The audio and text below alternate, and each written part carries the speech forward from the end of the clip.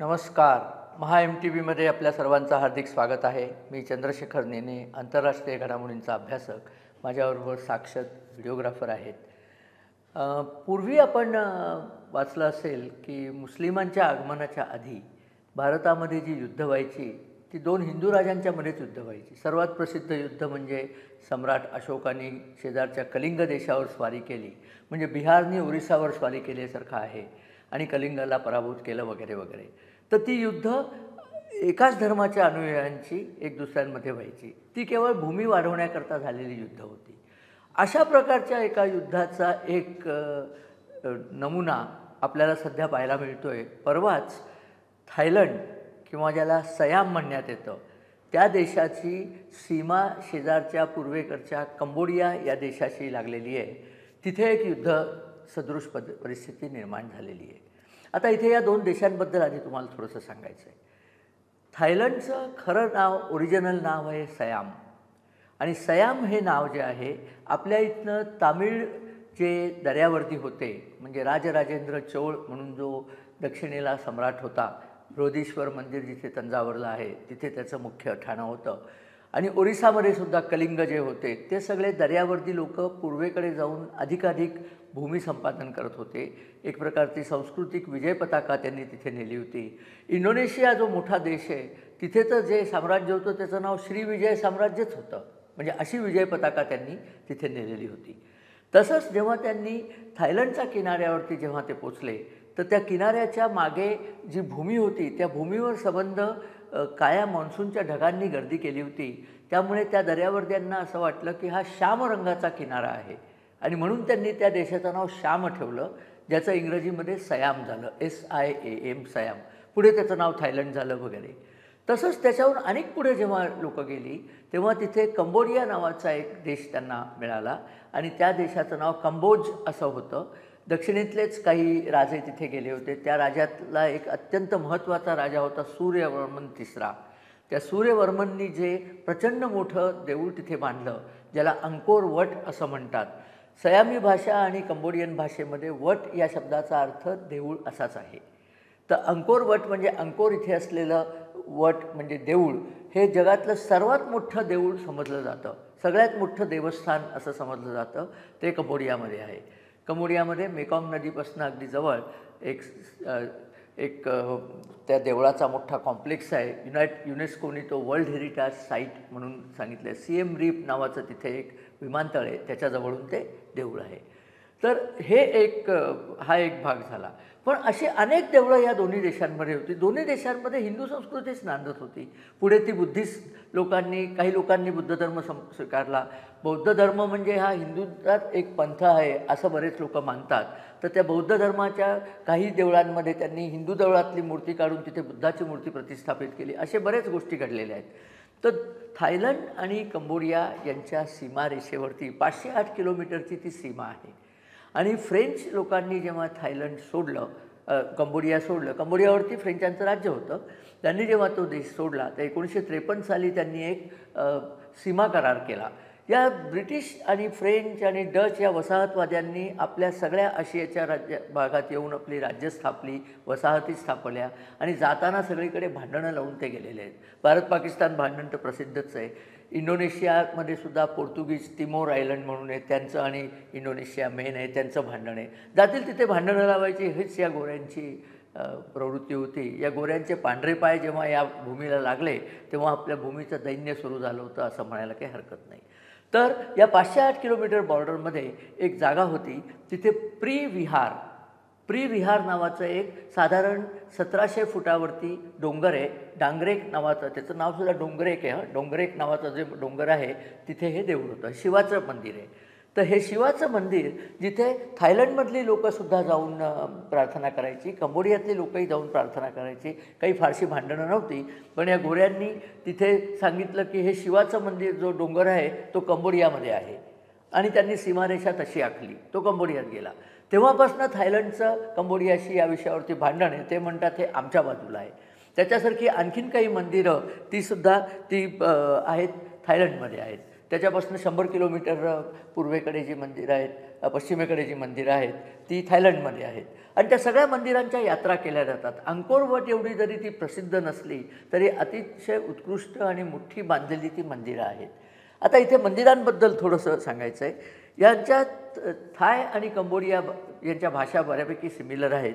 तर त्यातले मंदिराला ते प्रसाद म्हणतात. म्हणजे प्रसाद आपण ज्याला प्रसाद म्हणतो ना, त्याचाच एक अर्थ त्यांनी प्रसाद म्हणजे मंदिर असा म्हटलेला आहे. तसंच शिवमंदिर जर असलं तर त्याला प्रसाद, त्या प्रसादचं एक उच्चार फ्रा असाही ते करतात. तर फ्रा इशुआन म्हणजे ईश, फ्रा इशुआन म्हणजे शिवमंदिर, फ्रा नाराई म्हणजे नारायण, फ्रा नाराई म्हणजे विष्णूचं मंदिर आणि फ्रोम म्हणजे ब्रह्माचं मंदिर, अशी त्यांनी नावं. एक तर फ्रा इंद म्हणजे इंद्राचं मंदिर असंही त्यांनी केलेलं आहे. तर अशी ती नावंसुद्धा भारतीय संस्कृतीला अनुसरूनच तिथे ती नावं ठेवलेली होती. तर सांगायची गोष्ट म्हणजे हे जे मंदिर होतं तिथे त्यांची भांडणं कायम चालू होती की थायलंडचे लोक म्हणायचे आमच्या बाजूला आहे. इंटरनॅशनल कोर्ट ऑफ जस्टिसमध्ये ही लोकं गेली. 1962 साली कोर्टाने निकाल दिला की हे मंदिर कंबोडियामध्येच आहे. तो निकाल थायलंडच्या लोकांनी कधीही मान्य केलेला नाही. ते अजूनही म्हणतात ते आमच्याकडेच आहे. त्यांची लोकं दर्शनाला जातात, यांची लोकं दर्शनाला जातात. 2008 साली तर त्यांच्यात भांडण झालं, फायटिंग झालं. त्या फायटिंगमध्ये काही काळ थायलंडच्या लोकांनी ते मंदिर ताब्यात घेतलं होतं. मग पुन्हा कंबोडियाच्या लोकांनी ताब्यात घेतलं. कंबोडियामध्ये आजच्या घडीला एक पक्षाची सत्ता आहे. हुन सेन नावाचा त्यांचा एक सत्ताधीश 40 वर्ष राज्यावरती होता. त्यांनी नुकतंच 2023 साली स्वतःच्या मुलाला राज्यावरती बसवले. त्याचं नाव आहे हुन मानेत. इकडे थायलंडमध्ये जो पंतप्रधान होते त्यांचं नाव शिनावात्रा, त्यांचं आडनाव शिनावात्रा होतं. त्यांची मुलगी ती सध्या पंतप्रधान होती. ती या हुन सेनला काका म्हणायची, म्हणजे त्यांचे संबंध खूप चांगले होते. तर इथे जेव्हा 2008 साली लढाई झाली किंवा आत्ता परवा इथे लढाई झाली तेव्हा तिने हुन सेनला एक फोन केला होता आणि त्याच्यात तिने त्यांना सांगितलं होतं काका ही आपल्या काही लोकांच्यामध्ये लढाई झाली आहे, पण मी सगळी लढाई थांबवणार आहे वगैरे वगैरे असं तिने फोनमध्ये म्हटलं. पण ते फोन कन्व्हर्सेशन लीक झालं. कोणीतरी पंचमस्तंभी माणसाने ते इंटरनेटवरती लीक केलं आणि त्यानंतर असं थायलंडच्या लोकांची समजूत झाली की ही आपली जी पंतप्रधान आहे शिनावात्रा ती थायलंडचे इंटरेस्ट विकत चालली आणि कंबोडियाला सामील आहे, म्हणून तिला आता राजीनामा द्यायला लागले. तिने राजीनामा दिला आहे. इकडे हुन सेनचा मुलगा हुन मानेत राज्यावरती आहे. तो नुकताच राज्यावरती आला आहे. हुन सेन स्वतः सिनेटचे अध्यक्ष होऊन तिथे बसलेलेच आहेत. अशी तिथे साधारण राजकीय परिस्थिती आहे. लढाई म्हणावी तर काही फार मोठी लढाई झालेली नाही आहे. थायलंडने मात्र F-16, त्यांच्याकडे F-16 बॉम्बर आहेत, त्यांनी कंबोडियावरती हवाई हल्ला केला. कंबोडियाच्या लोकांनी मिसाईल आणि रॉकेट फायर केले म्हणून एक चकमक तिथे उडालेली आहे. पण ही चकमकीत मोठी लढाई होऊ शकते अशी एक वार्ता सगळीकडे पसरलेली आहे. आता हे जे सगळं चाललेलं आहे ते एकतर जुनं खूप आहे, हे भांडणही जुनं आहे आणि दोन देशांमधली ही लढाई आहे, दोन हिंदू देशांमधली ही लढाई आहे आणि या लढाईला फार सिरियसली घेण्याची गरज नाही आहे. कारण कंबोडियामध्ये तर आपल्याला माहिती आहे या सध्याचे हे जे हुन सेन आहेत याच्या आधीचं जे राज्य होतं त्याला खमेर रूज म्हणतात. खमेर रूज म्हणजे रेड. कंबोडियामध्ये फ्रेंच भाषेचा परिणाम खूप जास्त आहे. तर खमेर साम्राज्य हे कंबोडियाचं जुनं साम्राज्य आहे. तर खमेर रूज म्हणजे कम्युनिस्टांचं राज्य होतं. त्यांचा पोल पॉट नावाचा जो राजा होता त्यांनी 20 लाख कंबोडियनांना मारलेलं आहे. तिथे कवट्यांचे मनोरे केलेले आहेत. ते कंबोडियात अजूनही तुम्ही गेलात तर ते दाखवतात कवट्यांचे मनोरे. इतकी माणसं त्यांनी मारली होती. अत्यंत क्रूर लोकं होती. तेव्हा कंबोडियन लोक पळून थायलंडमध्ये यायचे कारण त्यांना म्हणजे ते कंबोडियाच्या नॉर्मल लोकांना जगण्याचा मार्गच नव्हता. खमेर रूज त्यांनी स्वतःची जी संस्था स्थापन केली होती मातृसंस्था, तिला ते अंका म्हणायचे आणि ते अंका मातृसंस्था सगळ्यांना कॉन्सन्ट्रेशन कॅम्प किंवा छळछावण्यांमध्येच ठेवलेलं होतं आणि देश अतिशय गरीब झालेला होता कारण सगळ्या काम करणाऱ्या लोकांना यांनी मारूनच टाकलं होतं. तर असा इतिहास ज्या लोकांना आहे त्या खमेर रूजमध्येच हे हुन सेन होते, परंतु त्यांनी खमेरचा मार्ग सोडून पॉलिटिक्समध्ये ते आले आणि ते 40 वर्ष कंबोडियावर राज्य केलं. त्यांचा मुलगा आता राज्यावरती आहे. थायलंडमध्ये सुद्धा सध्याचं सरकार आहे ते थोडंसं कोॲलिशन गव्हर्नमेंट आहे.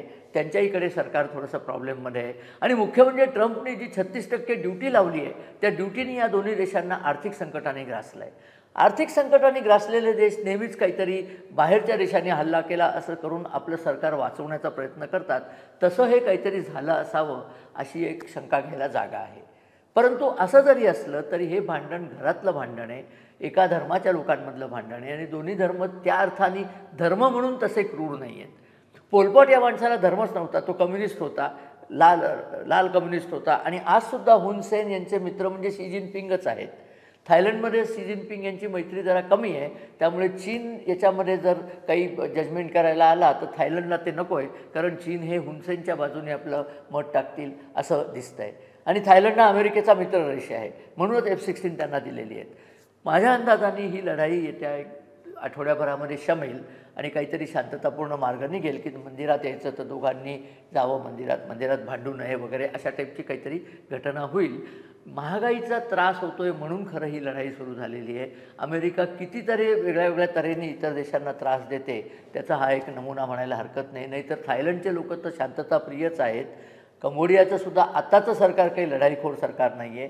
सैन्य म्हटलं तर थायलंडच्या लोकांचं जास्ती प्रगत आहे, त्यांच्याकडे विमानदल आहे. कंबोडियाकडे काही नाव घ्यावं असं विमानदल पण नाही आहे. उद्या जर मोठी लढाई पेटली तर कंबोडियाची परिस्थिती वाईट होईल, पण तसं होईल असं वाटत नाही. दोन्ही देशांमध्ये काहीतरी शहाणी माणसं असतील आणि त्या लढाईचा उपशम करतील. या निमित्ताने आपल्याला आपली संस्कृती किती लांबपर्यंत पोचलेली आहे हे कळावं म्हणून मी हा सगळा छोट्या लढाईचा, छोट्या चकमकीचा वृत्तांत आपल्यापुढे सादर केला. त्या लढाईमध्ये आत्ता 5 थाय सैनिक मेलेले आहेत, एक लहान मुलगा मेलेला आहे. कंबोडियाचेही सैनिक हताहत झालेले आहेत, मेलेले आहेत. आणि एकमेकांच्या खेड्यांवरती बॉम्बिंग करायचं नाही असं दोघांनी ठरवलेलं आहे. त्यामुळे होपफुली ही लढाई काही फार पुढे जाणार नाही. परंतु या सगळ्या देशांमध्ये आपली संस्कृती कशी पुढे पोचली होती, नुसतं कंबोडियाच नाही, कंबोडियाच्या आणखीन पूर्वेला जो सर्वात मोठा देश आहे, सर्वात मोठा युद्धखोर आणि प्रगत देश ज्याला व्हिएतनाम म्हटलं जातं, व्हिएतनामच्या शब्दामध्ये अनाम जो आहे ना तो अन्नाम आहे. आणि अन्नम म्हणजे संस्कृतीमध्ये भात, ओदन म्हणजे भात, ओदम म्हणजे अन्नम. तिथे भाताचं कोठार होतं म्हणून त्या देशाचं नाव अन्नाम पडलं. त्या देशामधल्या लोकल लोकांना पराजित करून जो राज्यावरती मनुष्य आला तो कण्व गोत्राचा एक ब्राह्मण इकडून गेला होता दक्षिणेकडनं. त्यांनी तिथल्या एका राजकुमारीशी लग्न केलं आणि राज्य स्थापलं स्वतःचं. व्हिएतनाममधली पहिली जी राजसत्ता होती ती या कण्व ब्राह्मण आणि त्याच्या कन्या म्हणून त्याची जी बायको होती त्यांची होती.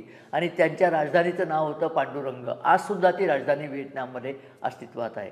सूर्यवर्मन दुसरा आणि सूर्यवर्मन तिसरा यांनी प्रचंड मोठी अंकोर वट येथे मंदिरं बांधली. ती मंदिरं अनेक वर्ष मोठ्या जंगलामध्येच अदृश्य झाली होती. पुढे ती सापडली लोकांना आणि कळलं किती भव्य काम या लोकांनी केलेलं होतं.